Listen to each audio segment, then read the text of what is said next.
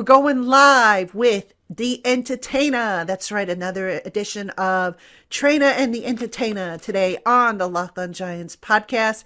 That's coming your way next. You are Locked On Giants, your daily New York Giants podcast. Part of the Locked On Podcast Network, your team every day.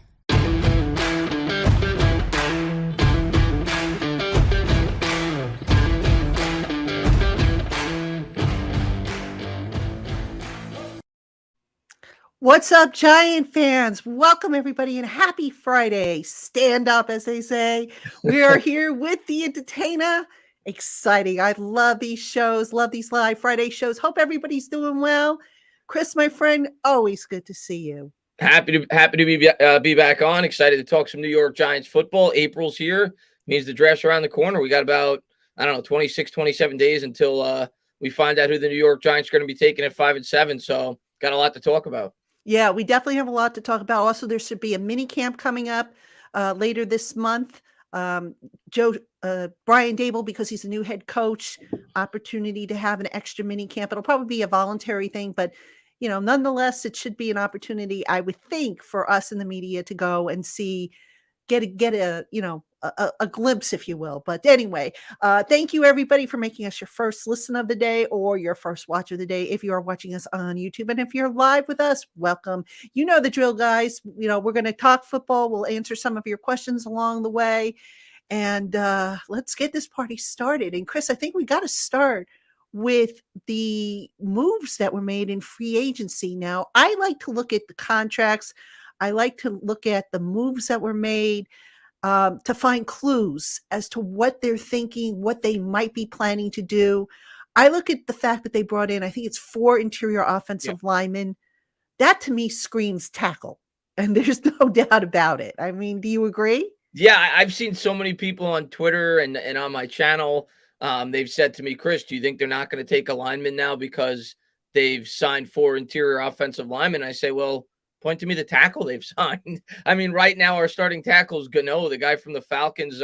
Parrott's hurt, so we don't have a starting right tackle, and there's 3 prominent tackles at the top of this draft. I think, if anything, it solidifies the fact that we're absolutely going tackle. When you look at if you talk to most people that are experts in analyzing these players, they will tell you there's a dramatic drop off at the tackle after the top 3, with the interior offensive line after the top 3. I was a guy that thought that it was at least possible. Had we traded down, we may even double up on the offensive line in the first round. I don't see that happening now after what they did in free agency. Like you said, we signed 4 interior offensive linemen. There's no guarantees that all of them are going to make the roster. And I still think we'll take an interior offensive lineman relatively early in this draft, maybe round 3 or 4. But I definitely think we're taking a first round tackle. Now, I've got to say this. I know people don't want to hear this name, but what Joe Schoen has done is the opposite of what Dave Gettleman tried to do last year. Yeah. And that is Dave Gettleman was ready to roll with the young guys and just use the veteran guys as the backup. All right. Now, Schoen is reversing that. He's like, okay, look, we've got to hit the ground running. We got to come out of the gate running. So let's put the experienced guys in. Let's put Feliciano in there at center. He's familiar with Daboll's offense. He can make the line calls, take some of that off Daniel Jones's plate.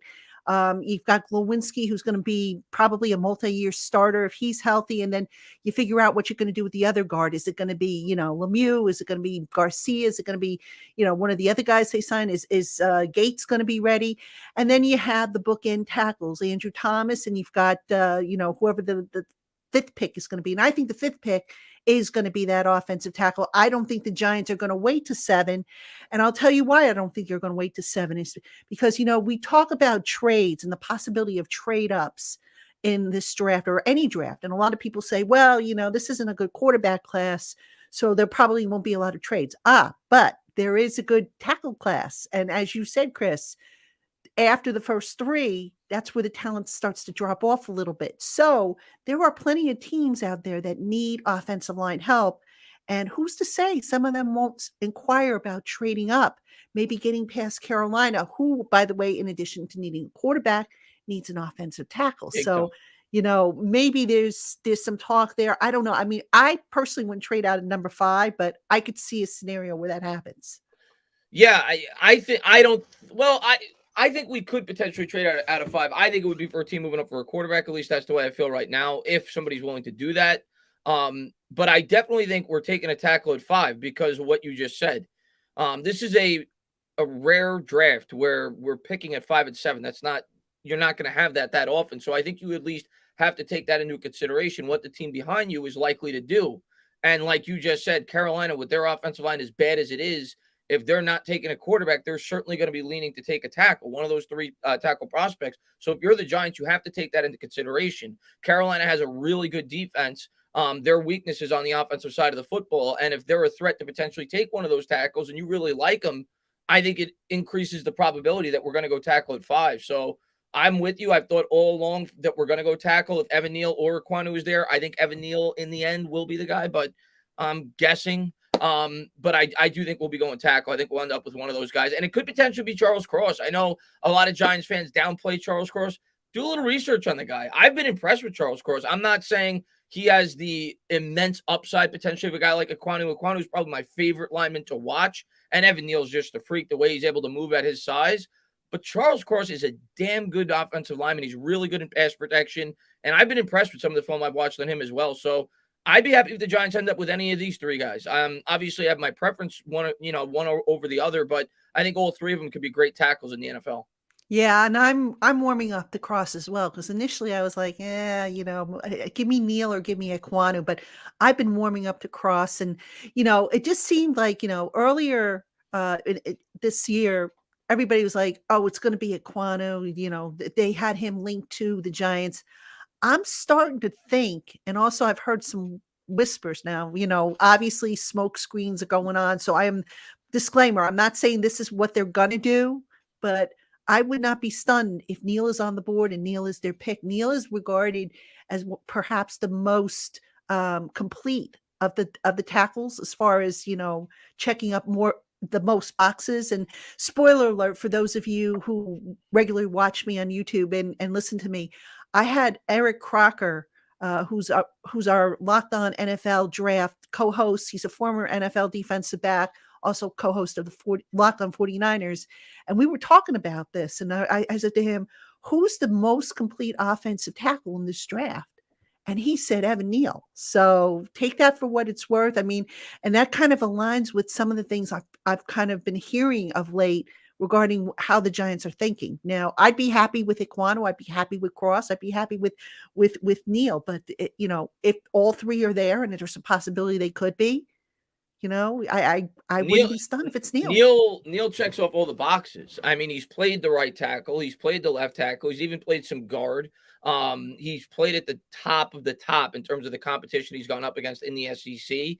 And the guy is massive. The only thing that I see some people worry about with him is his size. They look at Mekhi Becton. They see the injuries he's sustained since he's been in the league. You're talking about a guy that's 6'7", almost 340 pounds. So I understand maybe some fans being a little bit reluctant in that capacity, but I'm with you. If I had my choice, Evan Neal would be my number 1 tackle.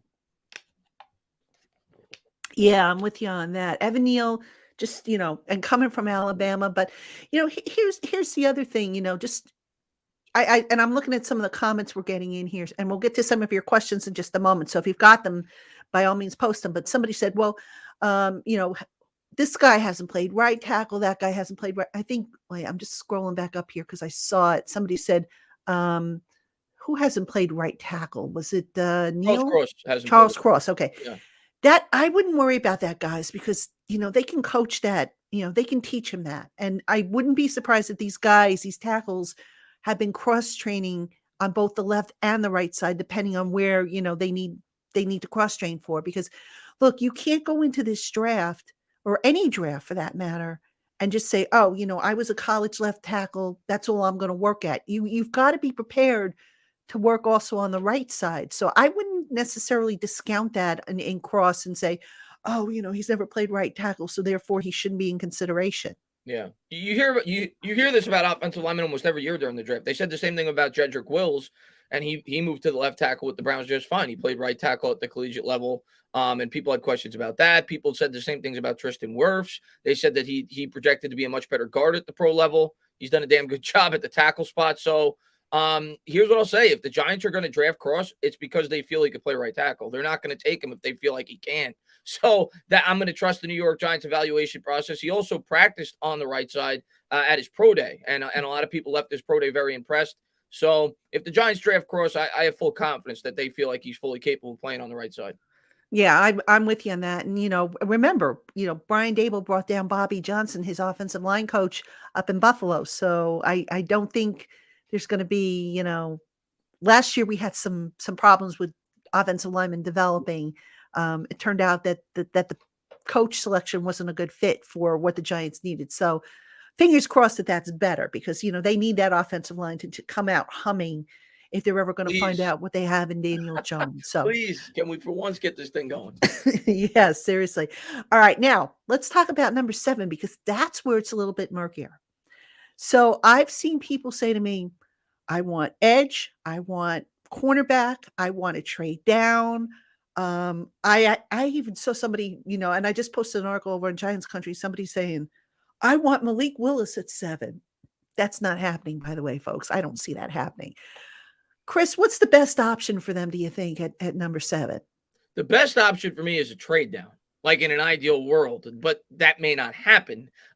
We talked about how this may not even, most teams aren't going to be, foaming at the mouth for some of these quarterback prospects. But if they have the ability to trade down, I think that's ideal to give yourself more wiggle room in the following draft, right? We've talked about that, in the past. But if you're staying at 7, obviously it depends on who's available. But after you take your tackle, I think you're looking on the other side of the football. And I think you're either looking at a cornerback, which that's all dependent on whether or not we trade James Bradbury. But it seems like we're gonna based on the cap. We'll see. Maybe they extend him. Maybe they maneuver some money around to keep him on the roster. But my guess would be they'll trade him at some point this offseason, which makes cornerback a huge need along with that edge. And this is a very good edge class, specifically earlier on in the draft. There's a number of prospects they could take there. Obviously, if Kayvon Thibodeau ever dropped to that point, you snatch him up in a second, in my opinion. Trayvon Walker is a guy that's moved up. George Karlaftis is a popular name, Jermaine Johnson. So I think it's either corner or edge. That's really where my head's been at since the offseason. I thought it would be a tackle and a defensive player, specifically or corner or an edge. I think it's a bit too early to take a linebacker, even though that's a major need of ours. I do think we need to get a linebacker at some point in this draft. So I think it'll be a corner and edge, and it's all going to come down to, where they have them on their big board. Of course, Sauce Gardner is the name you hear from most Giant fans. Due to the fact that he's probably the best man press cover corner in this draft, something that we're going to look to run with our new scheme with Wink. Right. And we'll get to your questions in just a moment. So again, folks, if you have them, post them in the chat. But you know what? Let me just share with you, and Chris, you and I were talking about it before we started to air. Let me just share with you another piece of feedback from my interview that I did with Eric Crocker. And again, that show's going to air on the LockedOn Giants podcast at some point next week. But I asked him about Sauce, and I said to him, Sauce is generating a lot of, talk because best press man coverage. He hasn't allowed a touchdown. I forget what his percentage is, but it's well over 50. It's well under, 50% pass targets allowed. And he told me, he said, you know what? If you're talking best cornerbacks, he felt that Derek Stingley Jr. was probably a better pick. And his reasoning was he felt Derek Stingley was tested more and held up to the test, whereas Sauce had that he called it, I think illusion was the word he used. And he wasn't saying that Sauce wasn't a good player or wasn't worthy of being a first round pick. But he says, if you have your choice between Stingley Jr. and Sauce, Stingley, even though Stingley's coming off that foot injury, he might be the guy you want to go with, given that he's been tested and held up to it, even though the production kind of dropped off a little bit. And again, that was because of the injuries. Now, I'd be a little reluctant to go with an injured guy because, what they say, injured guys are going to get injured. So, I mean, where do you stand on that, Chris? We've seen that far too often with a lot of our players. We've had the most injuries in football since 2009. But yeah, I mean, Stingley was a guy, you go back and look at mock drafts, say 2 months ago, that was being mocked in the top 5 routinely, mainly to the Jets. He's kind of all over this place. Sometimes I still see him going relatively high. I've seen him going to the Giants in some mocks, the Jets. He's impressive. I watched some clips of Stingley. The one clip that everybody always talks about is how he went up against Jamar Chase in practice, in which he looked pretty good there when they both played at LSU. But Yeah, I mean, listen, I think corner's a big need. If they feel he's the better corner, take him. But like you said, I think the big worry there from a lot of Giants fans would be his injury history. That's the knock, though, I guess, that some people may have on Sauce, is the fact that he didn't play in the strongest of conferences, being that he went to Cincinnati. But he did go up against some good teams this past year. So I'm pretty impressed with Sauce. I mean, Me the too. guy, his arm length, he's got 33.5-inch arms. He's 6'3", run a 4.4 something 40. And he didn't allow a touchdown, I think, in like 3 years or something like that at the collegiate level. I know he doesn't play in the strongest of conferences. So I'd be happy either way, I suppose. And I'll trust Joe Shane in his evaluation process. Yeah, me too. I would be happy. Let me just clarify. I'd be happy with Sauce too. I mean, I just found that interesting because you get into these talent evaluators and Crocker, former NFL defensive back, so he's going to know a lot more about Yeah, of course. than I am. So I just found that interesting. But I'd be happy with either one. So all right, let's take some of your questions now. So let's pop this one up. David L. If Hutchinson, Walker, Thibodeau, and Sauce go in the first 4, Giants will get one of the OTs at 5. But who would you select at 7 if there is no trade? All right, let's think about this. You got the 3 best edges off the board, or Yeah. most people's 3 best edges off the board, and the best corner off the You've board. got your. I would think you've got to go with. Oh God, would you go? I'm trying to think now. See, Well, say we take Neal at 5. Let's say Carolina takes a quarterback, Malik Willis. Yeah. Or a tackle, whatever. Really doesn't matter after we got our tackle. Do you go with Sting? Do you roll the dice on Stingley at that point? I don't know. I think Stingley's an option there. I think Jermaine Johnson's an option. Yeah. Yeah, I think you're going with your next highest edge or your next highest corner. I think that's what we're doing with that pick, unless we trade down. But I think that's what we're going to do. I think we're going with a corner and edge at that pick. So it would be the next highest player on your board. I don't think that'll be the top 4. Yeah, I don't think so either. I don't. I agree with you. I'd be stunned, but this draft, we all know that sometimes the way we in the media and also the fans and the draft analysts see it, there's always a monkey wrench thrown into the mix that makes you say, "Whoa, I did not see that coming." Meanwhile, the NFL. I mean, we see it every day. Yeah, absolutely. And the NFL community sits there and goes, "Hey, we knew about it. You fools didn't know about it." But anyway, all right, let's see. JC Silva, we need to talk about linebackers as it stands now. Who are they counting on for week 1? Blake might not be ready and Carter is gone. How nervous should we be? All right, 2 different positions there, actually, JC. Blake should be ready. All right. I think Blake is going to be ready because he was injured early in the year.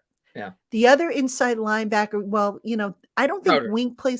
Wink doesn't play in the base, I don't believe, a lot. I think it's a small percentage. I saw a number this morning. I don't remember what it was, but he's in sub packages more so than in the base. So even if that's the point, inside linebacker, I don't know that if they don't get an inside linebacker in this draft, I don't think I'm going to lose sleep over that. Now, let's talk about the edge. Yeah, Carter's gone. But if they pick up, a Walker or somehow Thibodeau falls to them, you line them up opposite of Azeez Ojulari, I think you're fine there if you can pull that off. I mean, you also got Quincy Roche, who they're developing. He's not, a Batman, but if you can find a Batman in this draft as a pass rusher, you do it. You grab that guy and don't look back. That's my opinion on the position. And I am completely open to taking an edge in the first round. I would almost prefer it. Like, we need an edge rusher. We have not had an edge rusher in forever. Giants fans are dying for it. You think back to all our great Super Bowl teams, we had great edge rushers.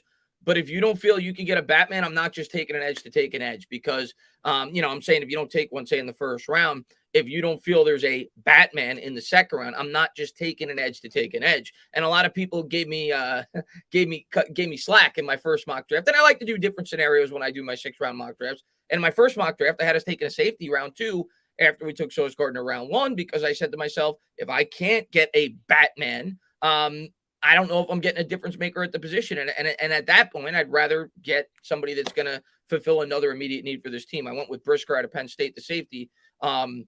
But I'm with you. If they could get a top-tier edge rusher in the first round, do it. But a lot of it's going to come down to replacing James Bradbury as well if they trade him. So, fans going into a draft, they're going to want every hole filled. When you look at our team right now, that's impossible. You're not going to be able to fill every hole within this draft. This is going to be a 2 or 3 year process. Yes. And the Giants are going to have to prioritize what they feel needs to be fixed first.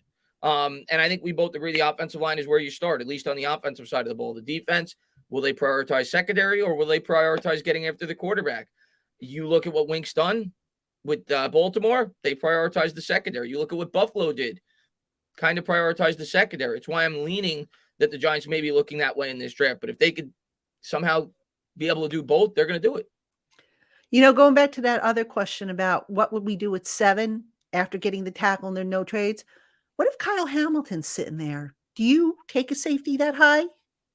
Kyle Hamilton's a really popular name. People bring him up on Twitter all the time. He's a popular name amongst Giant fans. From what I've read, a lot of people think Hamilton's going to start to drop. He had a really, really disappointing pro day, around like a 4.7, I heard, or something like that. I am not the biggest of fans of taking a safety top 7. There's only been, I think, 2 safeties in the history of the NFL. Maybe I'm wrong on this, that have been in the top 5 picks. And to me, when you listen to what Joe Schoen had to say, I think he's going to go for positional value. So I think he's going to look edge. I think he's going to look tackle, quarterback, which I don't think we're doing in this draft, but I think he's going to be looking at those 3 positions. So I'm not going to say I'd be shocked. I'd be pretty surprised if we took Kyle Hamilton. I don't think I would be if they trade down. If they trade down, that's another discussion. Yeah, top 7. If they trade down, I wouldn't be surprised if they did anything. Top 7, I'm having a hard time. I was talking to somebody about that, and they said, "Look, this guy's the number 1, the consensus pick in this draft." And I said, if he's the number 1 consensus, then why is Aiden Hutchinson being projected to go number 1 overall? I mean, I don't know. I see the value in him. I think he could be a very good player for the Giants, but I don't know if I put that over, defensive, the edge rusher. I mean, I guess it's going to depend on how Wink tailors the scheme. We're all going based off of what he did in Baltimore. Is he going to do the same thing here, or is he going to look at what he has and say, okay, I'm still 2 years away, so in the interim, I'm going to prioritize pass rush, the guys up front versus the guys on the back end? I mean, that's another question that we don't have the answer to, I would think. Yeah, I like you said, if they trade down, I think anything's a possibility. I think we could even take a wide receiver if we trade down, depending on where we trade down. Oh God! But I'm not saying I want that. But I look at the safety spot, and I think you can get really good safeties at the top of the second round. A guy like Brisker, for example, that I did in my first mock draft. I think there's a number of names you could take there, and it's not the most important position on a defense. I think you get better value there in the second round than you can, say, at the cornerback position, even though you can probably get some pretty decent corners in the second round as well. The edge position, certainly you're not getting as good a value in the second round as you would in the first. So, I know he's a popular name. I know Giants fans want him. I don't. Not in the top 7. I'm not going to scream if they take him, but he's not my ideal pick. Yeah. And, we've been talking about the second round. So Scotty had that question, what should we do in the second round? You mentioned safety. Too high to take a tight end, I think, in the second round, I would think. I think I would go, if it were me, if the Giants go offensive tackle and edge in round 1, safety, I might consider cornerback there. And I would wait till third round to maybe go back to the offense, depending on how the board fell, that is. I mean, at some point, you got to get a tight end too. Like you said, I think it's too early for a tight end at 36. It's a really good tight end class, but they're kind of all bunched in that 3 or 4 round area. Like there's no superstars, but there's good depth at the position. And I think that's where the Giants will attack the tight end spot back into the third with that 81st pick or their 4th round pick, which I think is like 112. I think it'll be one of those 2 picks if I had to guess. So I think it's too early for a tight end. Obviously depends on what you do in the first round. If we take a corner in the first round, obviously edge is the first thing you're looking at, in my opinion, with that 36 pick. Now, if you don't feel that there's a potential Batman edge, like we said earlier, which is very possible, maybe you could take a guy like a Jabo, but then you got to wait a year for the guy to play with the injury that he sustained.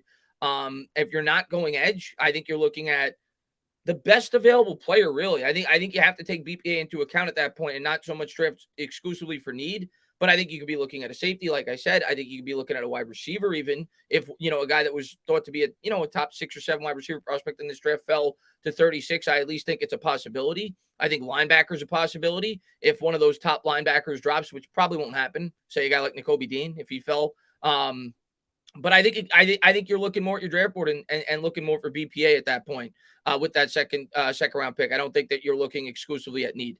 Yeah, I'm Interior with offensive you. line too, by the way. If like a guy like Yeah. Kevin Green dropped or Zion Johnson, you snatch them up. Yes. Yeah. Yeah. Or now, would you necessarily trade back into the first round if you had an opportunity? I've talked about that as like a dream scenario, actually, for me in this draft. Now we talk about cap space, so I don't know how you get that to work because now you're adding more to the cap by moving up into the first round. Not if you're giving up picks. I mean, Well, you yeah, can but balance it out. It's not as bad as people make it out to be. I've done the math on some scenarios. It's not okay, as bad as it sounds. So yeah. I mean, and we're assuming we're going to be able to get rid of trade Bradbury at right. some point.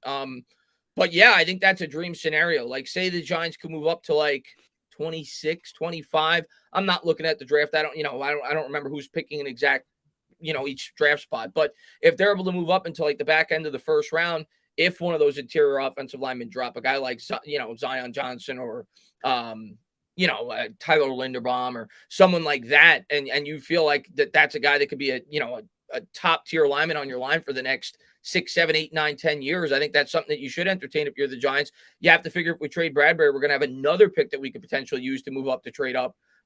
So yeah, I think that's something the Giants should explore for sure. Not just on the offensive line, edge rusher, for example, if you don't take an edge at 7, if Jermaine Johnson's there at 23, 24, maybe entertain moving up into that spot. But for sure, I definitely think that's something that's a possibility. I think that is much more probable than the Giants trading up earlier in the draft. People have asked me, do you think the Giants could trade up into the top 3 or 4? No, but I do think trading into the back end of the first is very much on the table. And sitting at number 25 is Joe Shane's old buddy, Brandon Beane. So there you go. Something to keep an eye on for sure. All right, let's take one more question. Let's see. This is from Ron Juan. If Ekwonu and Neal are both available at 5 and 7, do you take them both or just go defense at 7? No, you don't take them both. What are you going to do with Andrew Thomas, Ron? Come on. Yeah, I'm the biggest offensive line fan in the world, and Yeah. I wouldn't cry if they did it, but I'm with you. I don't. You would. I mean, assume you play one of the guys at the guard, but for Yeah, me, I mean, I think you have to fill one of your other needs on the defense I side. agree. I agree. I made a tweet a couple of days ago on Twitter showing the New York Giants starting defense as of now, and assuming they traded Bradbury, and they got holes all over the place. So as much as I want them to do everything in their power to get this offensive line fixed as quickly as possible, which they do need to do, you also have to pay some attention to that other side of the ball. Yeah, absolutely. All right, folks, I do need to run one commercial now. Before I run that commercial, just a heads up, next Friday, I'm doing another live show. I'm going to have Nick Filato on, and we are going to do a live 7-round mock draft for the Giants. That should be exciting. Nick Filato, he's been doing the draft profiles for me over at Giants Country. If you haven't checked that out, please check it out. He's doing a great job. Today, we just posted, I think, Ekwonu's profile. So do give that a look-see. And we'll run one quick commercial. We'll be right back at you. All right, Giant fans, we have more coming up on today's live show with DaEntertainah. But first, BetOnline.net is the number one spot for all your sports betting needs.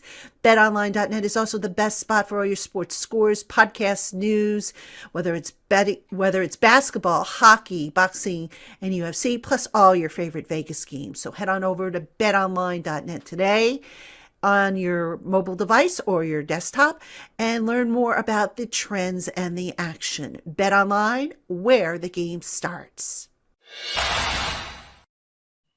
All right, everybody, welcome back. You've got Traina and the Taina. We are doing a live Giant show. I love how that sounds, dude. People seem to like it. I think some people in the chat came up with that name initially. So. Yeah, I like it. I think it's going to stick. I like it. I like it too. And you're a favorite guest of mine. I appreciate you coming on. We always have great discussions, and I hope everybody is having fun so far for a Friday. I mean, why not, right? Okay, so let's get back to some scenarios. We mentioned tight end possibly in the 3rd round. Where are you taking a running back, or are you taking a running back? I'm thinking, I know James Cook was a name that was linked to the Giants. I don't think I'm taking a running back before day 3. I think, maybe 4th round for me. Yeah. Whereabouts are you thinking? Yeah, in my first mock draft, I had him taking a running back at 81, but it's not because it's what I want them to do. I threw it out there as a possibility because of what you just said, James Cook, right? That's been a name they've been linked to, and every mock draft site I've seen, I don't really see him getting past getting all the way back to 112, wherever we're picking in the 4th round. So if they wanted to take him, I think it would be at that 81st pick.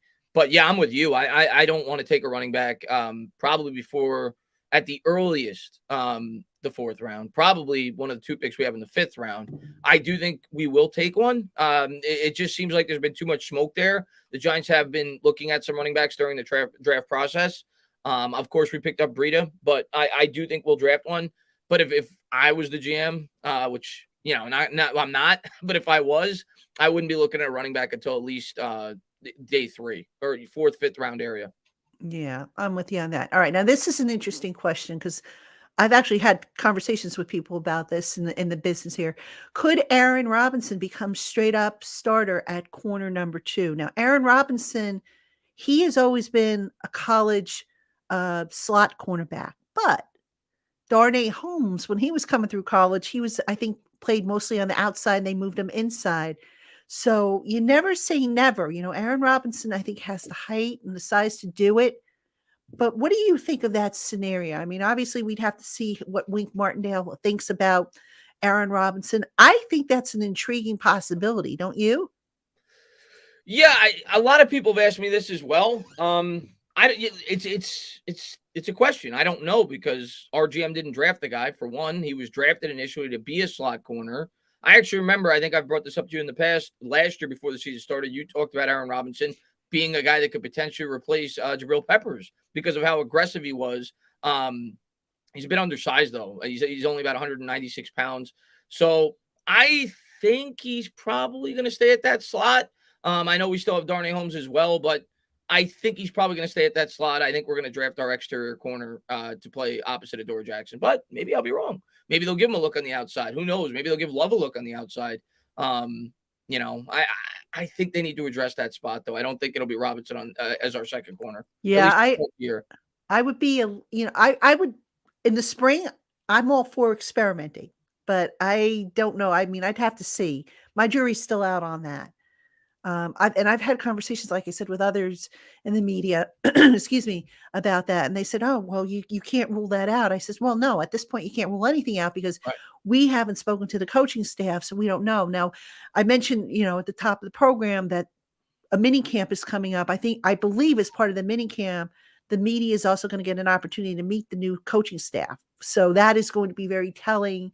It's going to be chock full of information. You're going to have to be like a ping pong ball going from huddle to huddle, but should be a lot of fun there. All right, let's take this. This is a good question from Yuri. Who's going to be our nose tackle and who's going to be the long-term center? All right, nose tackle, Yuri. I think the Giants are going to have to draft somebody. They did sign Justin Ellis, who can play that role. Yeah. But only a 1-year deal. So I look at all these 1-year deals that Shane gave out, and I know that it was necessitated because of the cap or the lack of the cap space. But I always look at this as like corporate trainers, okay, you've got a new management team that came down and they're bringing in corporate trainers, guys who know the system or who have been with them before. And, let's hire new kids or new people to come in and get them coached up and ready to take over. That's how I see them approaching this building process. So nose tackle, I think they're going to draft somebody. I would be stunned if they don't. Mm-hmm. And on our show here, a couple days ago, Coach Gene Clemens was on, and he has been beating the drum for a nose tackle. The Giants need a permanent nose tackle. Now, as for long-term center, I don't know if the guy's on the roster. And I know people are going to say, well, what about Gates? This is the last year of Gates' contract. I don't think they're going to toss Gates out on the streets. I mean, the cap hit, if he has that injury protection waiver claim in there, doesn't pay to move him. But I always thought Gates was better off at guard. And I had him on the podcast a couple of years ago. I said, if you're given your druthers, where would you want to play? He's like, I think guard would be my best spot. That's not to say that it hasn't changed, but center, I think they're going to have to draft somebody. Wouldn't you agree? Yeah, Chris? I just don't know if it'll be this draft. Yeah. A long-term answer. They may draft the center, but it may be a guy in like the 5th or 6th round is like a depth guy. But yeah, I don't think we have the long-term answer for either one of those players currently on the roster. Both of them potentially we could have the stopgap answer this year for a year, like you said, if we don't address either in the draft at some point. Which I would prefer we do. Especially at the D tackle spot. If we get another pick in that 3 or 4 round area, I could certainly see us taking a D tackle there if we trade Bradbury. I think that becomes very probable at that point. But at a bare minimum, I think we have a 1-year stopgap, and then the next season you look to find that answer if you don't find it this year. But we don't have the long-term answer at several positions right now. Those are 2 of them. But you look around the roster right now, we don't have the long-term answer at tight end. We don't have the long-term answer at center. You name a spot on the defense, we don't have the long-term answer for the most part. Defensive end right now, we're pretty secure, but you don't know if Dexter Lawrence is going to be here much longer. Hopefully he is. They're going to have the option by May 2nd. They're going to have to pick up, which I think is about $10 million. But there's holes all over this roster. Those are 2 of many positions. Speaking of 50-year options, do you pick up Daniels and Dexter's? Dexter's, if you would have asked me this question like 5 months ago, I would have said, hell no. I'm not giving him $10.5 million, whatever it is. But when you look at the salary some of these players are getting specifically at his position, what's his name? The guy that we just lost, Austin Johnson. Austin Johnson, $7 million a year that he got. So I might, for $10 million on a 1-year commitment, very well pick up Dexter Lawrence. I think I would entertain that. We have a lot of cap space next year. I would definitely consider that, because if for fans that say, "Oh no, just let him go," well, then that's another hole you have to fill. And if you're paying $7 million for a guy like Austin Johnson, I don't know. I might very well pick up Dexter Lawrence's option. Daniel Jones, I'm not doing it. And listen, I'm rooting for Daniel Jones. I hope he's incredible. The injury concerns alone do not warrant picking up a $22 million extension until such time you see that he could progress as a quarterback. Yeah, I'm with you on that. Dexter, initially I thought, nah, you don't do it. But, you're right.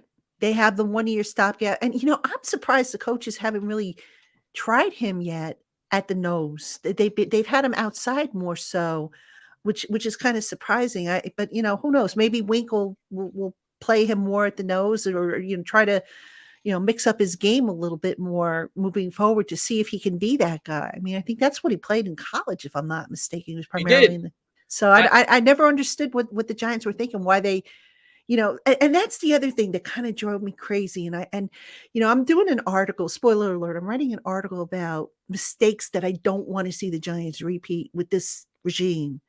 And what 2 mistakes that come to mind.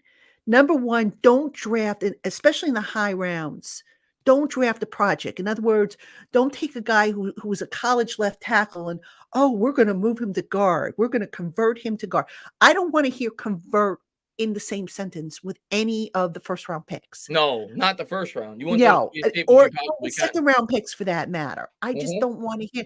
The other thing is if you're taking a kid who played well at a position in college, let's use Dexter Lawrence as an example here. Why would you take him to move him to another position? Yeah. It doesn't make sense. I mean, I could see, if you want to expand and move him out there once in a while, but full time, that doesn't make sense to me. So those are 2 mistakes that I felt that the previous regimes made that I really hope this group doesn't make. Yeah, when they drafted Dexter Lawrence, I was surprised as well when I heard in training camp. And I always thought, before the year started, I'm like, all right, like you just said, they're going to play him a little bit on the outside, but he's going to play mainly on the inside.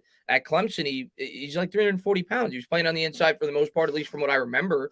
And yeah, I was surprised when they didn't play him at the nose tackle. Of course, they had Dalvin Tomlinson on the team at the time, who did a great job at that spot. So, but with the team, the way it currently is, I'd like to see Dex play a little bit more on the inside. I know he's athletic for his size. He's nimble, but the guy's 335 pounds. He takes up a lot of space. That's what you need. You need those big space eaters in the middle, and they open up things for the guys behind them. So, all right, let's take some more questions here. Mike C. Will Gary Brightwell make the roster? If he's healthy for special teams purposes, yeah, I could see him making the roster. You got to remember, I mean, about anywhere from 5 to 10 guys are going to be your core special teams players. And, they might have a position, but they're positionless, if you know what I mean. So, Brightwell was pretty good, if I remember correctly, last year on special teams. So I could see him making the roster. Will he contribute a lot as a running back? That I'm not quite ready to say, but I could see him making the roster, especially, they just lost Kean Crossan, who was like, I was devastated when they lost him. He was like their He best got a special lot of teams money player. too. I was I surprised know. how much Well, he got. and he negotiated that deal by himself. That was, kudos to him. But he was like their best special teams player last year. And I'm sitting there going, oh man, did they just take a hit there? Yeah, he But got like $11 million 3 years. yeah, So or 10 mil, whatever it was. But he got a pretty hefty contract for a gunner. But yeah, that's why we brought him in. We gave him a 6th-round pick to bring him in. He did a good job. And yeah, I agree with you. I think more than likely Brightwell. I won't say he'll definitely make the team. I have to see what they do in the draft and everything else. But I think he stands a good chance. But yeah, don't expect him to be getting many carries. I think we'll draft a running back at some point. We have Breida and we have Barkley. So if he makes the team, it's going to be the reason he was drafted in the first place for yeah. special teams. Yeah, I'm with you on that. All right.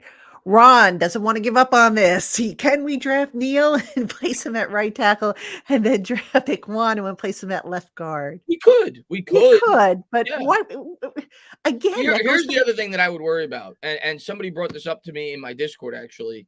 And I thought it was a really good point. Because to me, I would love it. I would love to have 3 stud linemen. And one thing that people frequently point out if the New York Giants went that route is you have to worry about their salaries long term, which I don't really worry about because I think there's a way that you could do it in such a way that you could extend them. One guy after year 3, one guy after year 5, you could make the cap work. So I wouldn't be too worried about that. But the other thing I would be worried about, Iquanu knows he's not dumb. He makes a lot more money if he plays tackle. Mm-hmm. So with Iquanu, a guy that is regarded as an elite tackle prospect, sure, at first he might be like, yeah, I have no problem playing guard. But after a year or two, we've seen this problem with the Ravens this past year. Would a guy like Iquanu be like, no, I want out of here. I want to be able to play tackle. I want to be able to make what they're making, $25 million a year for a top left tackle prospect. So that's something I'd worry about as well. Like if you overdraft the tackle and transition him to the guard, would he be happy long-term in that role? Because you have to think about that when you're drafting these guys in the top 7. Yeah. Well, I mean, that's to bring up, and I don't mean to bring up a bad memory, but that's what happened with Eric Flowers.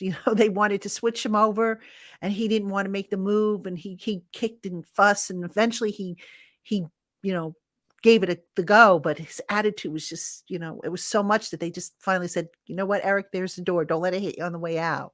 So Right. that's a good point. That's definitely a good point. All right. Speaking of tackles, are we done wasting time with players like Matt Parrott? David, I don't think Matt Parrott is going to play this year. He suffered that injury, in the last regular season game? He had the ACL, if I'm not mistaken, or was it an Achilles? Was it an ACL or I Achilles? think it was an ACL. I could be wrong. I think it was. I think it was an ACL. I don't think he's going to be ready to go this year. I think that, look, you carry him, you redshirt him this year, and then you see what you got next year. Maybe best case scenario, he develops into a swing tackle. Because remember, right now they re-signed Corey Cunningham. They've got Matt Gono. I don't think both of those guys are going to make the roster. I'd be surprised if both make it. But then down the line, if you want to get a swing tackle, that's where maybe a Matt Parrott can come into play or compete at the very least. I mean, I'd give him a chance to compete. I mean, but this year, I don't think you have to worry about him. Yeah, I mean, Matt Parrott, I always thought Giants fans were a little too hopeful with him. I was excited when we drafted him because I'm glad we took a tackle. And I, like you said, at a bare minimum, I thought he'd be a good swing tackle. He was 99th overall. Last year, I kind of lost hope in terms of Matt Parrott being a solution on the right side, in terms of a starter when he couldn't beat out Nate Solder. Like when you can't beat out Nate Solder, a guy who hasn't played in the NFL for over a year, we saw how much he struggled. He had not played on the right side since his rookie season. You couldn't beat out Nate Solder on the right side. That told me everything I needed to know about Matt Parrott. And you heard people talk about how he wasn't the toughest guy, wasn't the meanest guy. You even heard the offensive line coach, Rob Sale, come out directly and knock him for it. And that was when I said, all right, Rob Sale's not going to be back with the New York Giants, when he was coming out and taking some shots at his offensive lineman. But I don't think Matt Parrott will be. I mean, like you said, I think he could be here for a few more years as a swing tackle, but I don't think he'll be in the plans now or in the future to be a starter on that offensive line. Yeah, I used to have David Turner on my show every Monday, after a game, and he referred to Matt Parrott as a quote unquote cream puff. And I know that pissed a lot of people off, but you know, you're right. He wasn't he did have he did lack that toughness you like that junkyard dog mentality that you like to see from offensive line. Which Great is guy, why I by think the a lot way. of Giants fans are drawn to Aquanu Yeah. because he's got that Yeah, big time. exactly. That's what you need. You need Yeah. guys out there that are bullies out there. So definitely. All right, let's take a look at this one from JC Silva. How do you see Dable using Tony this year? And it was upsetting to see Judge not milk his talent when he was healthy last year. You know what? I mean, in fairness to Judge JC, Tony was never really healthy, consistently to where you could build on what you started the week before. I thought, Yeah. So that said, look, I mean, Tony, I know people don't like to use the term gadget player with him. I wondered about this because, I would, if you had, at the start of the year, if you had said to me, will Sterling Shepard be back? I would have said, nope, he's not coming back. He's going to be a salary cap casualty. Tony's going to be the new slot guy and maybe run some of those end arounds and things that Shep did, when back in the day. And now that they brought Shep back, I'm like, okay, now what does this mean? Could it mean that they have concerns about Tony and his health? I don't know. I mean, Shep, obviously, he's not going to be healthy to start the year either. So I don't know what to make of that whole move, because to me, Shep and Tony, they play the same position, different skill sets, mind you, but I don't know what to make of that. Do you? Yeah, I don't. I think Tony's capable of playing. I don't think he's a guy that you're going to play exclusively on the outside, but I definitely think he's a guy that's capable of playing on the outside. He's the guy, and I definitely think and I hate saying this, I don't want to sound negative. I definitely think Tony's going to be the type of player over the course of his career that is going to be plagued with injuries. He was plagued with injuries while at Florida. He only had one season where he didn't get hurt. Last year he was hurt all year. He just seems to be that type of player. A lot of people compare him to Deebo Samuel, but Deebo's got 30 pounds of muscle on him. And I can't see him playing the way in which Deebo does for the 49ers and holding up. So I hate saying that. That being said, though, I do think in this new offense, I think they're going to get creative. And I think if there was one player at the skill position, at least at the wide receiver spot, that is going to benefit the most with the new offensive play caller, I think it's going to be him. I think they're going to be creative with the way in which they use him. I think they'll move him in the slot. They'll put him in motion a lot. Maybe you'll see him in the wildcat. But I think they're going to find ways to get the ball in his hands in open space. And the other player I'm excited about in this offense, based off the things that Dable came out and said yesterday, is Saquon Barkley. Dable said that he wants to use him a lot more in the passing game, which I think is the correct way to use Saquon Barkley. He's a home run hitter. Get him out in space. Allow him to do to make use of what he's best at. So I truly believe that this new offensive coaching staff is going to maximize some of the gifts that the players on this team possess. And Tony's probably the one that'll benefit more than anyone, at least in my opinion. But I worry about his ability to stay on the field. Yeah, I'm concerned about that as well. But you mentioned Saquon Barkley. I want to mention that. What I like that Dable is doing is he's looking at film, not just of last year, but in years past of these guys. What do they do well? It just seems like they are determined, which they should have been, which every coaching staff, quite honestly, should have been, to figure out what do these guys do well and how can we tailor that to what we want to do. And I got to say, I like how Dable and Shane handled this whole thing with Saquon Barkley, because obviously he's been a target of or part of a trade discussions, amongst the media, trade speculation. And I like how they jumped on that and they didn't let bad feelings foster, because that's going to go a long way towards building here's the word again. I know people hate this word, but that culture in that locker room that you can trust the guys upstairs not to stab you in the back. So kudos to them for jumping all over that, I think. Yeah, one thing I'll say about Shane, and maybe some fans don't like this because he's been so open. Sometimes maybe you don't want to relay as much information as he has, but I personally love it. I think it's refreshing. He's come out and he's basically told you his offseason plan and he stuck to it. He told you he was going to shed $40 million. I think he's going to do it after he trades Bradbury. He told you Daniel Jones is going to be the quarterback to start the year. I think he's going to be the quarterback to start the year.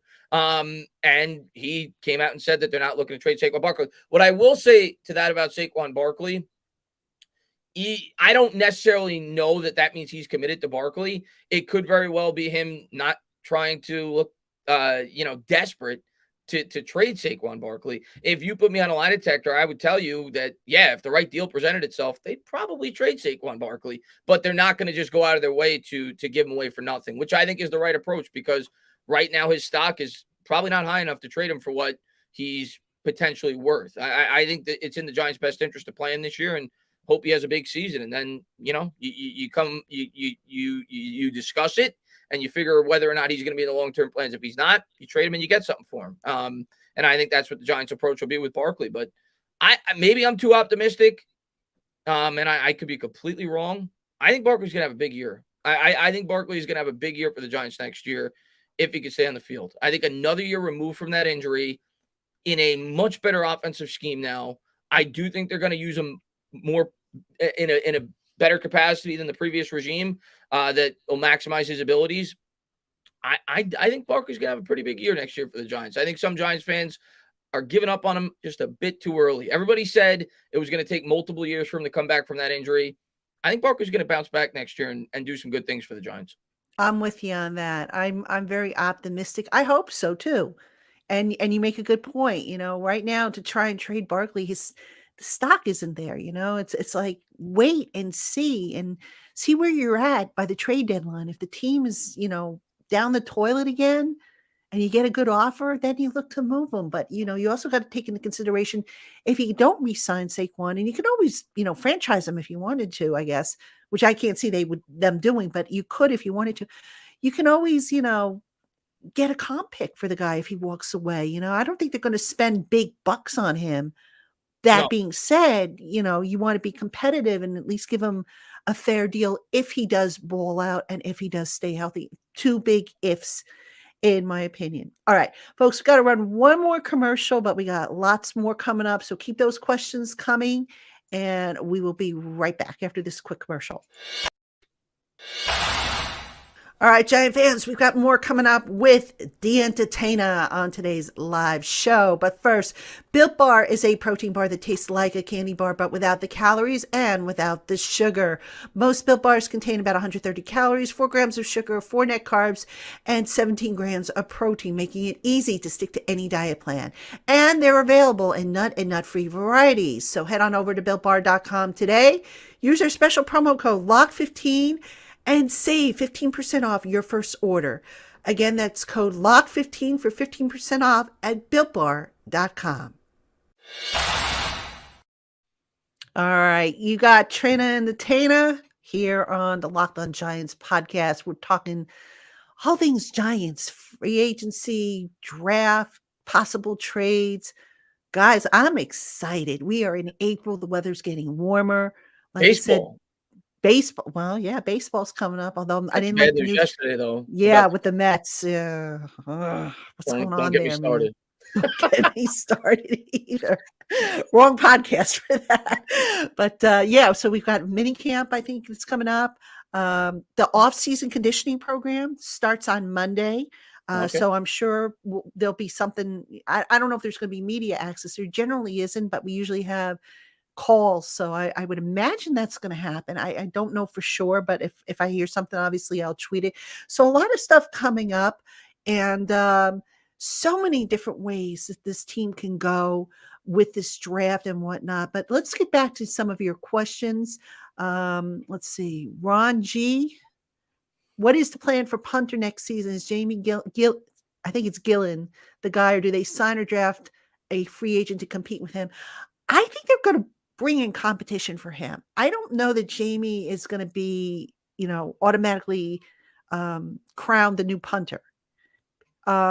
He was given $100,000 of his contract guaranteed, but that's not a lot of money if they have to cut bait on him. At this point, I don't know who the punter is going to be. I know there's a kid in the draft. The kid from San Diego State? Yes, yes. Yeah, Now some people Riza have or asked something me, like that, I think it yeah, is. some people have asked me, could I see the Giants maybe spending a lower round pick on him? I don't think they would, but, I don't know. I mean, what do you think? Do you think that, I mean, obviously, I think we can say that there's going to be competition. There has to be competition, but would you use a lower round draft pick on a punter? They I don't wouldn't be have a opposed to seventh, it. I wouldn't be opposed to it. really. Especially if we get an extra draft pick, when we trade James Bradbury. I'm not saying that it's a must, but I wouldn't be opposed to it. I mean, you look at most of these 6-round picks for the most part are special teams contributors. If we're being honest with ourselves, once in a while, you'll find a diamond in the rough. But if they feel like there's a guy that could be a weapon at that spot, and you could draft them in the 6th round with our last pick, I wouldn't be opposed to it. I don't know if they'll do it, but the way I look at it, and I've talked about this in the past, you're going to be paying him next to nothing. He's a 6th-round pick, so you save money on the cap that way. I do not think, like you, that Gillum, I think his name is gonna get the job unchallenged. If they don't draft the punter, I think they'll sign somebody else to compete with him, and we'll take it from there. But I think the most important thing this offseason with the punter spot was you get cheaper production. Let's put it that way, because with the cap problem that we had and the way that Riley Dixon was playing, it certainly wasn't worth keeping him on the roster. So that's kind of the least of our worries, if we're being honest, because we have so many other needs on this team that are at more important spots, but it's something you don't want to overlook either. And unfortunately, the Giants get a lot of practice at that position. So we probably need a pretty good one. So we'll see what they do. If they draft one in the 6th round, I'll be okay with it. All right. I mean, I don't think I would be, but that's why we have these discussions. Everybody has their own opinion. Yeah. All right. This is an interesting one. And I actually was asked this on I think one of my mailbags. How can Daniel Jones possibly compete with Tyrod Taylor for the starting job without it being handed to him? So in other words, it's not really a true competition because the winner has already been decided. Now, to add to this, Chris, somebody asked me, what would Tyrod Taylor have to do to basically win the starting job over Daniel Jones? Short of, Daniel not being healthy, I don't know how much there would be. I mean, Daniel would have to totally not get the playbook to not win this job, but I don't see that happening. Do you? DJ's going to be the starter. I think they've made it crystal clear. I know some Giants fans just seem to think that Tyrod Taylor is the better quarterback. I don't agree with that. I think Tyrod Taylor's a solid quarterback, and I think he's capable of winning football games in the National Football League. But the way I look at it, if I'm Joe Shane, if I'm being honest with you, like, even if you feel if I'm a Giants fan, even if I feel like right now Daniel Jones and Taylor are fairly comparable, which I don't think is a horrible opinion. Tyrod Taylor's won football games. He's got a winning record. He's gone to the playoffs. I know a 32, 33-year-old Taylor is not going to be the quarterback when this team gets to where they need to be. He's not going to be the long-term answer. There's a reason the guy jumps from team to team to team to team. He's been a stopgap quarterback. He's mentored young quarterbacks, right? Wherever he goes, a quarterback breaks out. So hopefully that'll be the case for Daniel Jones. Happened with the Chargers. It happened with Mayfield didn't really break out, but he was good his rookie year. So the way I look at it is, why not just put Jones out there and see if he could grow? If he doesn't grow, we draft a quarterback. Taylor has no upside. Taylor's not going to be the long-term answer. I think Taylor's brought here for what we saw last year. If Daniel Jones goes down, an injury-prone quarterback, the season doesn't just completely melt. He's a guy that could come in. He's not going to lose you football games, and hopefully your defense could go out there and win games for you. But I think Jones is the guy with the more upside. He's got a stronger arm. Taylor definitely has better pocket awareness, so at least you could certainly argue that, but he's a veteran. Maybe he's better at pre-snap reads, but Jones is still the guy with more upside, and our team's not going to win a whole lot of games if we're being honest with ourselves. So I don't really see the benefit to starting Taylor over Jones. If you start Jones, maybe you catch lightning in a bottle with the new offensive play caller and the improved offensive line. He's 24, 25 years old, however old he is. Taylor, we know what he is. He's a backup journeyman quarterback, and maybe that's what Jones is destined to be. But we don't know that yet. We know that with Taylor. We don't know that with Jones. Yeah, good point. You got to see what you have in the kid for sure. All right, I'm going to give Ron one more stab at this because he is really digging in on this. All right, the same could be said if Neal, Ekwonu, or Cross, if you draft any of them to play right tackle, who will eventually want to play left tackle. All right, Ron, love you. I appreciate the feedback here, but understand something, Ron. In today's NFL, defensive coordinators flip-flop their pass rushers around. Yes, you get guys who predominantly will play on one side, but they do flip-flop guys around. They run stunts, they run all kinds of tricks. Yeah. You need your right tackle to be just as proficient in pass blocking as your left tackle, I think. Now, obviously, the left tackle, there's that, oh, he's protecting the quarterback's blind side. I get that. But both the bottom line is tackles. There's a premium on tackles, regardless if they're left or right. Left tackles get a little bit more. I get that, but right tackles are just as important. So I don't think it's going to be as big of a deal if you say to a college left tackle, you're moving to the right side. Whereas maybe, if you move him from tackle now to guard, then maybe, he might have a problem with it. So just my take on that. Yeah, I mean, I just typed this in as you were talking. The highest paid guards in the NFL, and these are the guys that just hit the market. So this is the top of the market, the guys that make the most at the position. And this will go up slightly next year because it always does. Brandon Scherf makes $16.5 million a year. Joe Tunney makes $16 million a year. So that's the highest paid guard. The highest paid tackles even if it's a right tackle, you're still making over $20 million. So it's a big difference in what they make. Like you said, the left tackles make a little bit more, but the right tackles are nearly equally as valued in today's NFL because, like you said, defenses constantly switch up who's going on which side. Of course, the blind side protector is more important, but the value goes down dramatically if you shift over into the guard spot, in terms of your money. Yeah. So, Ron, but thanks for that debate. I mean, that's what we like about you guys. You guys come at us with good questions like that. And hey, listen, no offense taken on this end. Hopefully no offense, we didn't offend you or anything like that. So thanks for those questions, Ron. And to everybody who's asking questions. All right. Speaking of which, let's continue with a couple more. This one from Mike C. What can we expect from Ellerson Smith? Kind of the forgotten guy in the pass rush picture.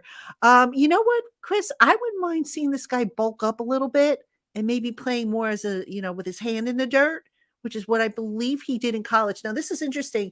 When he was drafted last year, I spoke with Bryce Pop, who was his position coach in college. And I'll tell you, Bryce didn't come right out and say it, but I got the strong impression that Bryce felt that Smith left college a year too soon, that he would have liked to have had him back to work on smoothing out some of his game. And then, of course, he had the injury, missed a lot of time. But, can Ellerson Smith, who everybody was touting as a steal, the sleeper pick of the Giants draft, I think, you bulk him up a little bit, you put him as a, in a 3-point stance there. And that's what he's going to do well. I don't know if he's necessarily a fit for playing outside linebacker, for standing up and playing those angles. What do you recall seeing from him? And I know we have the limited amount of snaps and film that we saw, but what do you think? He kind of played sparingly. He played a little bit at the end of the year. Like you said, it seems like a lot of people feel like he may be better as a hand in the dirt lineman. Came in undersized, did bulk up though. I don't know what to expect from him because, again, I'll go back to what I said about Aaron Robinson. He has no ties to our general manager. We don't know how Wink and obviously Joe Schoen are going to feel about how he fits in what they're looking to do as a prospect. Do I think he's going to be an every down player? Absolutely not. I think he's a potential situational pass rusher, which unfortunately is most players on this team at that position. Outside of Azeez Ojulari, I think that's what we have. We have a bunch of guys that I think are situational pass rushers, and it's why we need, like we said earlier in the show, a Batman. I wouldn't expect Ellerson Smith to be a Batman. He's probably not going to be a Robin. I think he's a guy that will probably come in obvious pass situations that could help you get pressure on the quarterback, and hopefully exceeds my expectations. But those are my expectations. All right, yeah, I'm with you on that, and we'll see. Because again, a lot of these guys, they're going to hit the weight room, or they have been hitting the weight room in the off season.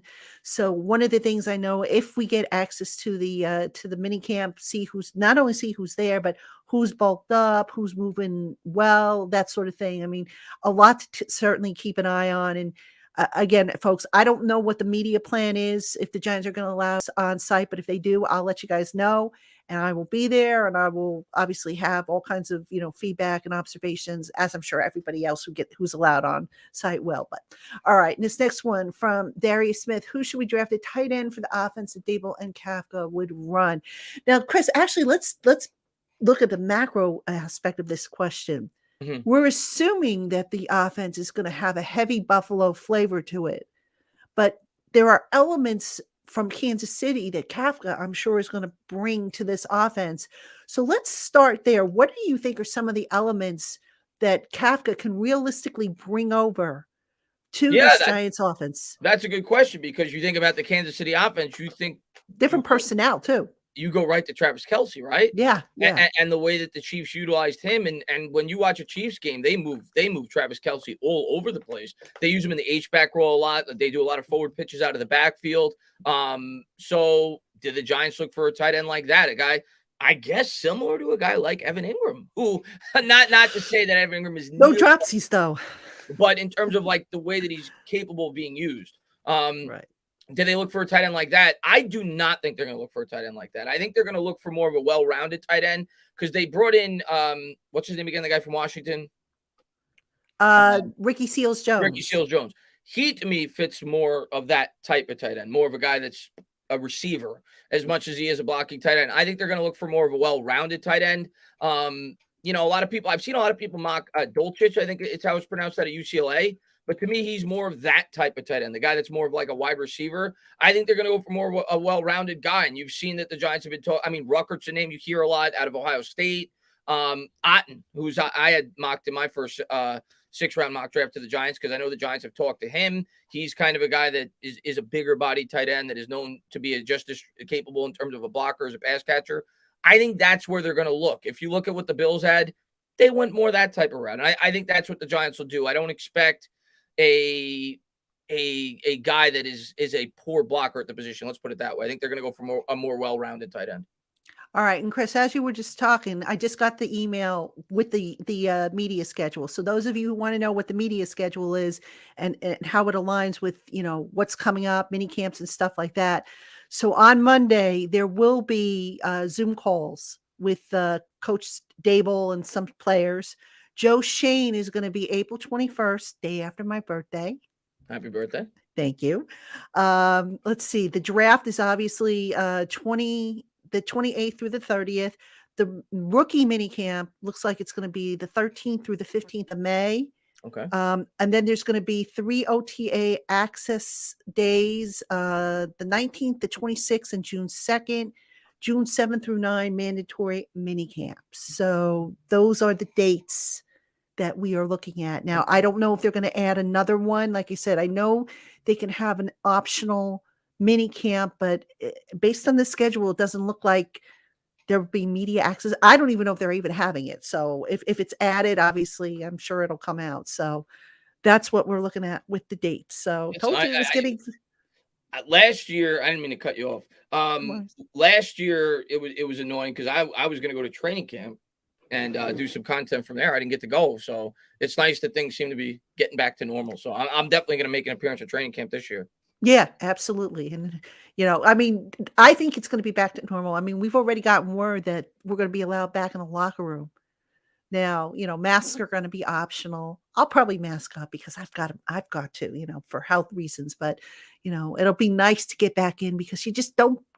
To me, I miss building the relationships with the players. Sometimes you'd walk by and you'd start chit-chatting. Believe it or not, we have like little conversations about other things besides football, especially, excuse me, if a guy's kids or favorite sports team or whatever. So awesome. We definitely have other. All right, let's get a couple more in and then we'll say goodbye. All right, let's take this one from Edie Goomba.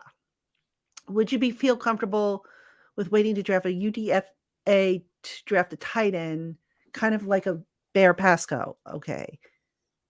I could go with an undrafted free agent. I don't see why not. Yeah, I mean, listen, We have, like I said earlier, we have so many needs on this team that if that's the route they elect to go and they feel like they need to draft, say, a wide receiver, whatever, they have too many holes to fill all of it in one offseason in the draft. So I think they're going to draft a tight end. It's what I would prefer. But if they fill other holes and they elect to try to find value in the undrafted free agent pool, by all means. But when you look at this roster right now, we lost our three best tight ends from last year's roster. I think we're drafting a tight end. I'd be surprised. I'm not going to say shocked, but pretty surprised if we don't take a tight end in that 4-round area, maybe even the 3rd round. I think we'll be drafting one. Yeah, I'm with you on that. All right, now, Chris, final question, and then we'll wrap it up because, folks, unfortunately, I have to do training in a little bit. So otherwise, I'd go with you guys. I'd stay with you until 1:00, but I have to get ready for some training over at SI Fan Nation. But Chris, what's the one thing, and it's going to happen. There's every year in the draft, something happens that makes you go, oh my God, what the heck are they thinking? Or, wow, I didn't see that coming. What's the one thing that we'll call it a remote thrower? What will make you throw your remote if it happens? Oh, I had a pretty famous Daniel Jones reaction when they drafted him. I was not happy on draft night. So were you on one of those videos? I was, yes. But which one were you? Oh my God, which one were you? I was cursing, so it's not my proudest moment. But if my Daniel Jones reaction moment this year would be if they drafted a quarterback, specifically a guy like Kenny Pickett. Malik Willis, I'm not going to throw my remote, but I'm not going to be like joyous like some Giants fans would be. I'd be like, all right, at least this guy's got really high upside and maybe they could build a team around him. But quarterback for sure would be a remote throw. Wide receiver would be a remote throw in the top 7 picks I'm talking about. Not if we trade down, that changes things. But taking a wide receiver, taking a quarterback, I don't think I would flip out outside of, even if we took a linebacker, I wouldn't flip out. It's not what I want, but I don't think I would flip out. I think the only 2 scenarios I would flip out is if they took a quarterback, specifically a guy like Kenny Pickett or a guy like Matt Corral, who I actually like, but I don't think he's worthy of going that early, or a wide receiver. I don't care how good the wide receiver is. We have way too many holes at more important positions on this football team. So I think those are my 2 flip out scenarios. Just make sure that the camera's nowhere near you. Something should happen. Oh man, I think I sit there and the worst that I react, and I'm like, my mouth hits the floor. But oh gosh, I remember some of those reactions for Daniel Jones. People were just going berserk. But listen, it's going to be a good one. I like what Joe Shane has done so far. So far, so good. And look, I'm optimistic. I always say this, and people like to come back and years later and throw stuff in my face that I said, 3 years ago, which I never understood why. But so far, so good. Let's give this guy the benefit of the doubt, and just if they're 4 or 5 games better than what they were last year, I'll take that. I want progress. I'm not looking for them to make a run to the Super Bowl this year, but I definitely want progress. And I think they can get it with this guy with a few key moves and a little bit of luck, and especially addressing the dang injury situation, which so far nobody seems to have a solution to. Yeah, let's change the turf. Let's change. I think all Giants fans want them to change the turf. I don't know if it would fix it or not. They just did though a couple years ago. That's the funny thing. I don't know what we got to do. They got to fix something because it's been 12 years. We've been the most injured team in football. Maybe it's the medical staff. I don't know, the training staff. Maybe it's the players that we bring in here, or maybe it's just horrible luck. But something's got to change. We got to start getting some luck our way, I guess. But that's been a huge problem for the Giants. But I think it stands out more for us than other teams because of how bad we are at building depth on this roster. Like when we lose our starters, the guys that step in, we saw it last year at the quarterback spot, for example, and several other positions we've seen in the past. They're just not near capable of playing at a high level in the NFL. So we got to draft better as well because injuries, unfortunately, are a big part of the NFL. Yeah, they are. And trust me, that's going to be one of the questions I have for Coach Dable about, how they're going to structure things to maybe take some of the wear and tear off of the players. Because there were things I remember Coughlin used to do And I used to sit there and I used to say, that goes against what my trainer, at the time I was working with a physical trainer. And I'm like, why are they doing that? Is it different for a football player than say for an average, woman like myself who's trying to stay in shape? And my trainer was like, no, you shouldn't be doing that. And, I had a show a few weeks ago with a doctor. We talked about injuries and overtraining and stuff like that. So I don't know what the answer is, but, the turf, I know I see people saying, oh, it's the turf. Well, Saquon got hurt on grass. Guys get hurt on grass, guys, so is it really the turf? I don't know. Is it just that the game is so violent? Is it just the equipment? What is it? I don't know the answer, but I I, do know that some guys overtrain. That's been certainly discussed. people said that about Joe Judge. They worried about that, right? With the Yes, with the because with the practices and things like that. yes, Yeah. yes. Joe Judge wanted to install his own version of the hill, and I don't know how far that project got. I don't think it did, to be honest with you. They had a basketball court they installed outside the field house. If I'm not mistaken, didn't Coughlin at the end of his year, near his end of his tenure, do yoga with the team? If I'm not mistaken, Yes, he did. I remember that. Yeah, yes, yoga and Pilates, yeah. which And is maybe good for stretching. But the end of the day, if you overtrain, which I think sometimes these athletes are guilty of doing, you're going to stretch out your muscles and you're going to weaken them if you do too much. You've got to allow for some recovery. And, I got to see if I could get Pratik Patel back on the program. Pratik used to be the Giants dietitian and really good with nutrition and all that stuff. I'll see if he had, what he recommends and stuff like that. I had him on a few years ago and we talked about some of this stuff and overtraining and whatnot. And I don't want to misquote him because it was so long ago, but that's definitely an issue that they have to address. So, all right. I saw one other question asking about I, training camp. I don't know the date yet. I don't know if training camp is going to be open to the public. I think it is, at least as of what I heard last. But look, I we've got another variant. We have another variant of this virus going around. I don't know how that's going to affect stuff. So Hopefully not. let's just take it one week at a time, 1 month at a time, whatever, and see what I happens just there. want to address this. Paul Franco in the chat says, "You guys are underachieving my Giants, and I don't like it." And then he went on to say, "Giants winning the division 100% confirmed." I'm not underachieving anything. I don't make the player decisions. I haven't put the Giants in this cap situation. I don't like it either. I'm just trying to be realistic because when you come out like I did last year and say the team's going to win 9 games because in my heart I felt they would, people kill you for it. They come on and say, "Oh, you're an idiot," blah, blah, blah. They blame you for the team's failures. So I'm going to come in honest. I'm going to come in with a realistic approach. I don't think the Giants are winning more than 6 or 7 games, and I hope and pray they prove me wrong. I know they play a soft schedule, but they got holes all over this roster, and it's the NFL. Anything can happen. You look at the Philadelphia Eagles last year. Nobody thought they were going to win 9 or 10 games or whatever they won.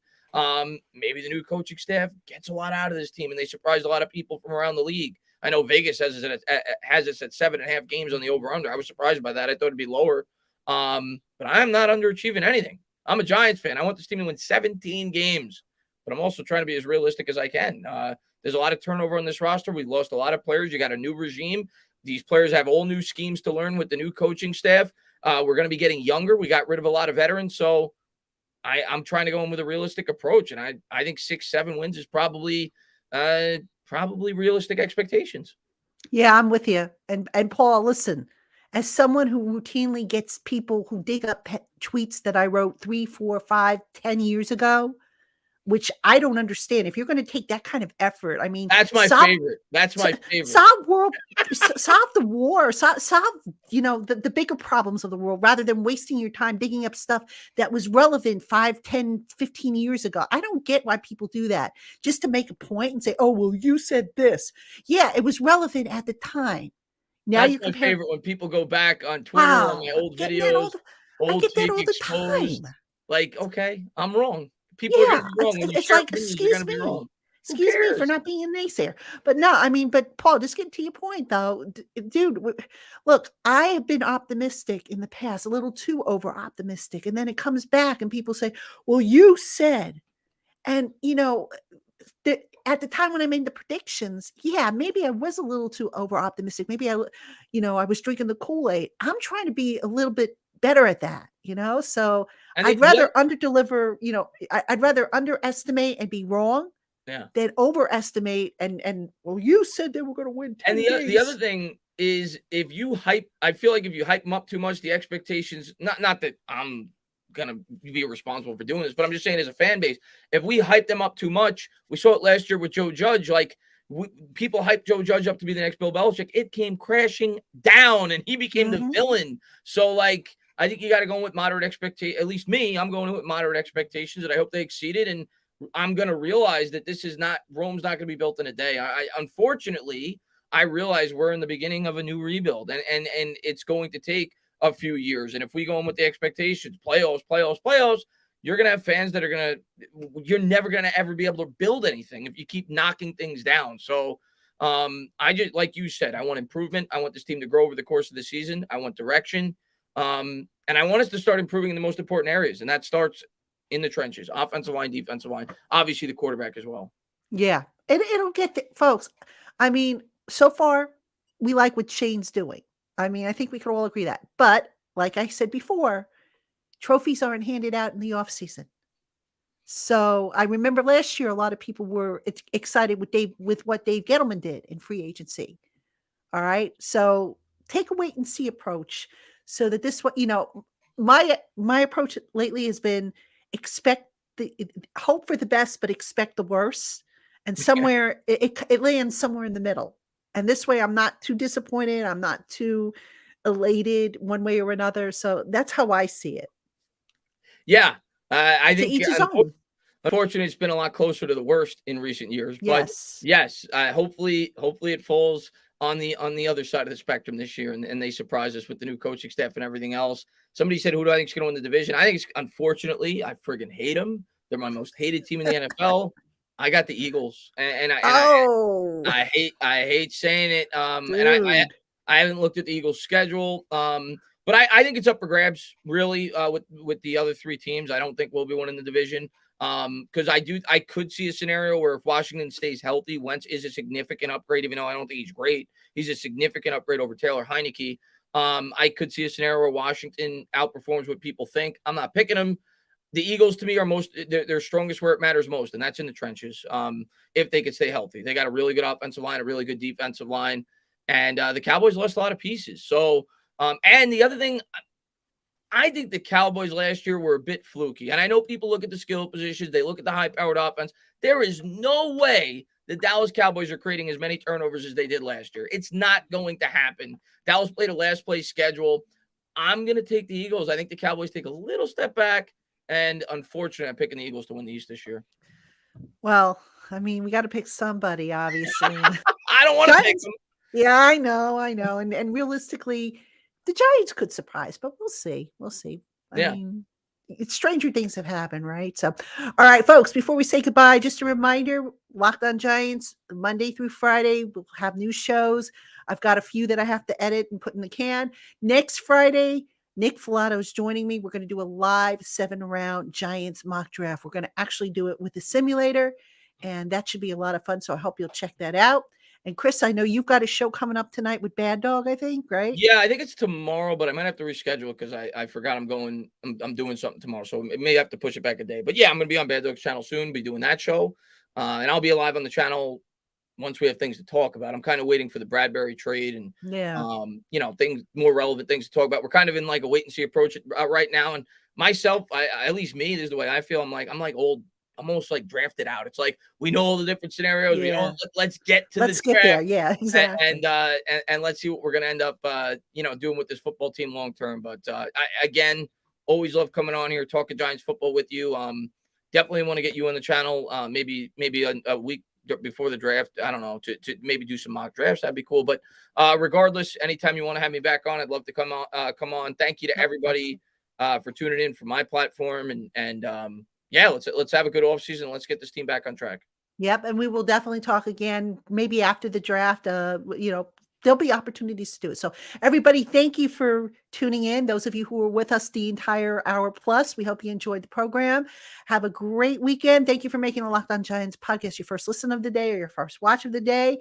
And don't forget to check us out starting next week. We've got all new content. I've got guests galore.